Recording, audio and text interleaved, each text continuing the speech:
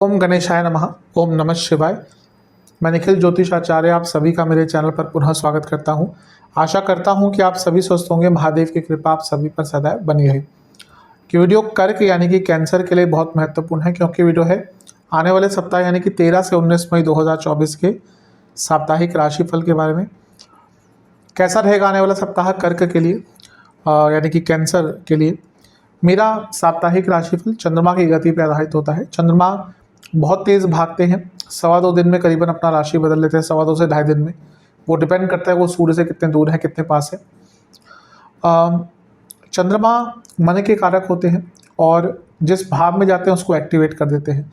तो बहुत स्वाभाविक है कि पूरे हफ्ते में अलग अलग भावों में रहेंगे, राशियों में रहेंगे, ग्रहों के साथ युति योग दृष्टि संबंध बनाएंगे। तो इन सब चीज़ों का क्या प्रभाव आपके जीवन पर पड़ सकता है, यही आधार मेरे साप्ताहिक राशिफल का होता है। यदि आपकी लग्न राशि या चंद्र राशि कर्क है, दोनों ही गाइडेंस के लिए अवश्य इस राशिफल को देख सकते हैं। मेरा व्यक्तिगत मानना यह है कि यदि आप अपनी लग्न राशि देखते हैं तो ज़्यादा सटीकता आती है। नहीं कंफर्म तो चंद्र राशि से भी देख सकते हैं। अलग अलग टेक्निकली राशिफल नहीं बन सकते। तो शुरुआत करते हैं इस महत्वपूर्ण राशिफल का। चंद्रमा आपके 13 मई को सुबह 5 बजे लग्न भाव में ही आ जाएंगे, कन्या राशि में, कर्क राशि में, और 15 मई दिन के 3 बजे तक यहीं पर रहेंगे। चंद्रमा का लग्न में आना अच्छा माना जाता है यहाँ पे, क्योंकि अपनी ही राशि में है तो राजयोग बनाएंगे, क्योंकि केंद्र के स्वामी केंद्र में है। लेकिन यहाँ पर आपका केंद्रम योग भी स्टार्ट हो गया है, तो इमोशंस पर बहुत कंट्रोल करना है। चंद्रमा कर्क के स्वामी हैं, यानी कि उनके जो अधिपत्य है वो चंद्रमा के पास ही है, कर्क का।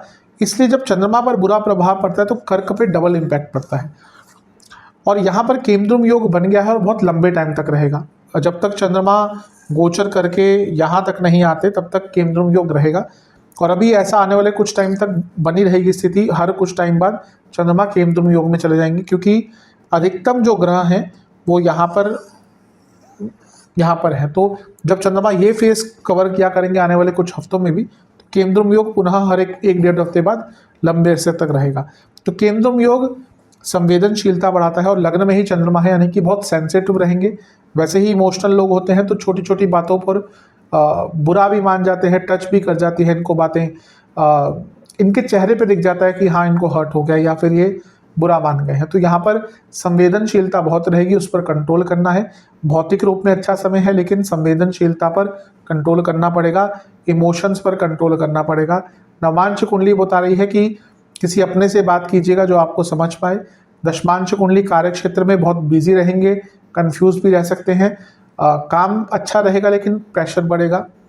जहाँ तक बिजनेस की बात है, थोड़ा सेंसिटिव जैसे मैंने कहा दिख रहे हैं और सप्तम पर प्रभाव है, तो कुछ गलत निर्णय ले सकते हैं। लव लाइफ ठीक है, लेकिन थोड़ी सी उदासीनता दिख रही है। मे बी जो आप चाह रहे हैं या जो आपके पार्टनर चाह रहे हैं उसके हिसाब से चीज़ें नहीं जा पा रही। वैवाहिक जीवन सब ठीक है, बस एक ही चीज़ कहूँगा, शॉर्टकट्स मत लीजिए, बातचीत कीजिए। जहाँ तक स्टूडेंट्स की बात है, प्लानिंग पर विचार कीजिए। ऐसा लग रहा है प्लानिंग में थोड़ी गड़बड़ी हो रही है। सेहत के अनुसार ब्लड डिसऑर्डर्स तंग कर सकते हैं। सर्वाष्टक में आपका अष्टम भाव अत्यंत बली है, ये बता रहा है कि थोड़ी अनिश्चितता हफ्ते के शुरुआती भाग में रहेगी। 15 तारीख दिन के 3 बजे चंद्रमा राशि बदलेंगे और आपके धन भाव में आकर बैठ जाएंगे। 14 तारीख को यानी कि एक दिन पहले सूर्य भी अपनी राशि बदल चुके होंगे। यहाँ पे दिन के 3 बजे आएंगे चंद्रमा और 18 तारीख सुबह के 4 तक यहीं पर रहेंगे। चंद्रमा का धन स्थान में आना अच्छा ही होता है। लग्न के स्वामी है, धन स्थान में जाने हैं, ये धन योग ही बन रहा है। यहाँ पे गुरु से केंद्र में है तो गजकेसरी योग बन रहा है। धन के रूप में बहुत अच्छा मामला है। करियर के रूप में बहुत अच्छे योग बन रहे हैं। बस ध्यान ये देना है कि शनि की दृष्टि है जो अचानक से धन की प्राप्ति के योग बना देते हैं, लेकिन चिंताओं में बहुत वृद्धि होगी। उदासीनता आएगी, अपने बारे में थोड़ी हीन भावना आएगी, ग्लानि की भावना आएगी, पुरानी चीज़ों को लेकर कष्ट रहेगा और नेगेटिव थिंकिंग ही ज़्यादा होगी। शनि का काम ही होता है कि उदासीनता देते हैं, जब स्पेशली चंद्रमा पर प्रभाव डालते हैं, वो भी अष्टम के शनि हैं। तो यहाँ पे उदासीनता बहुत दिख रही है। अपने आंतरिक चीज़ों पर, अपने इमोशनल चीज़ों पर बहुत आपको कंट्रोल करना पड़ेगा। जहाँ तक नवमांश की बात है, कंफर्म हो रहा है बहुत चिंतित रहेंगे, उदासीन रहेंगे। दशमांश कार्य क्षेत्र में स्ट्रेस बढ़ेगा, ऐसा लग रहा है कि चीज़ें इस टाइम पे कंट्रोल नहीं कर पाएंगे, तो थोड़ा सा फोकस रखिएगा। बिजनेस ठीक है, लेकिन बस एक ही चीज़ कहूँगा कि थोड़ा आगे बढ़ने का प्रयास कीजिए। ऐसा लग रहा है कहीं पे रुक सी गई है आपकी गाड़ी, चीज़ों को बदलना पड़ेगा। लव लाइफ ठीक है, यहाँ पर अच्छा टाइम दिख रहा है, प्रॉब्लम चल भी रही थी तो ठीक हो सकती है। वैवाहिक जीवन, कम्युनिकेशन पर ध्यान दीजिएगा, उसकी कमी दिख रही है। जहाँ तक स्टूडेंट्स की बात है, अच्छा समय है, एक थोड़ा सा कॉन्फिडेंस आपका वापस आता हुआ दिख रहा है। जहाँ तक सेहत की बात है, आंखों के रोग, नेत्र विकार तंग करेंगे, और गले के रोग भी रहेंगे, कफ रोग भी रहेंगे। सर्वाष्टक में आपका छठा भाव अत्यंत बली है, कुछ रुके हुए कार्य यहाँ पर अचानक से पूर्ण हो सकते हैं। 18 मई सुबह के 4 बजे चंद्रमा राशि बदल के तीसरे घर में आ जाएंगे, यानी कि कन्या में केतु के साथ बैठ जाएंगे, और सप्ताह के अंत तक उनका गोचर यहीं पड़ेगा। तीसरे घर के चंद्रमा मिश्रित सा प्रभाव देते हैं, बल्कि अच्छा ही देते हैं। यहाँ पर केतु के साथ भी कोई बुरा नहीं प्रभाव देंगे, लेकिन कुछ चीज़ें हैं जिनका ध्यान रखना है। सबसे पहले तो राहु और मंगल मिलकर देख रहे हैं, यानी कि अंगारक दोष का प्रभाव है। गुस्सा बहुत रहेगा, उत्तेजना बहुत रहेगी, डिज़ायर्स बहुत रहेंगे, वासनाएं बहुत रहेंगी, इन पर नियंत्रण कीजिएगा। राहु और मंगल की युति अंगारक दोष बनाती है, इसको मैं विस्फोटक दोष कहता हूँ। तो अचानक से किसी पर गुस्सा फूट पड़ता है। कर्क वालों की विशेषता है, कब गुस्सा करते हैं खुद इनको नहीं पता होता, गलत जगह पर गलत चीज़ें बोल देते हैं गुस्से के रूप में, और उसका बुरा प्रभाव पड़ता है। तो क्रोध पर नियंत्रण करना है, भाई बहनों से संबंध पर ध्यान देना है, और इसके साथ ही अपने कम्युनिकेशन पर ध्यान देना है, बॉडी लैंग्वेज पर ध्यान देना है।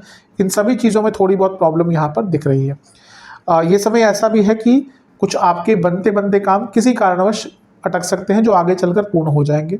समय ठीक है, बस जो मैंने चीज़ों का ध्यान रखने को बोला, अवश्य उन पर विचार कीजिएगा। जहाँ तक नवांश की बात है, कोई नई अपॉर्चुनिटी जीवन में आ सकती है, उसके लिए तैयार रहिएगा, अपने आप को सजग रखिएगा। दशमांश कार्य क्षेत्र में सब ठीक है, लेकिन ओवर एक्साइटमेंट, जैसे अभी मैंने कहा, उसके कारण या फिर अनप्लैंड कोई एक्शन ले लिया, प्रॉब्लम हो सकती है। बिजनेस अच्छा टाइम है, कोई सरकारी कार्य, कोई लीगल कार्य अटक रहा था, पूर्ण हो सकता है। लव लाइफ में बहुत प्रॉब्लम देखिए, बड़े झगड़े हो सकते हैं, वो भी एक छोटी सी बात को लेकर, तो थोड़ा सा नियंत्रण रखेंगे तो अच्छा है। वैवाहिक जीवन ऐसा लग रहा है कि एक दूसरे से एक्सपेक्टेशन बहुत बढ़ गई हैं, और इसके कारण दिक्कत होती ही है।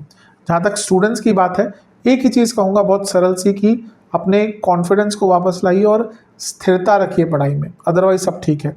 सेहत के अनुसार गले के रोग बने रहेंगे, जिनको थायराइड की प्रॉब्लम है, दिक्कत होगी, और नसों के रोग और ENT के रोग तंग कर सकते हैं। सर्वाष्टक में आपका पुनः छठा भाव अत्यंत बली है। अपने आस पड़ोस के लोगों से थोड़ा बच के रहेगा, रिश्तेदार हो, दोस्त हो, थोड़ा सा आपको मानसिक रूप से परेशान करेंगे।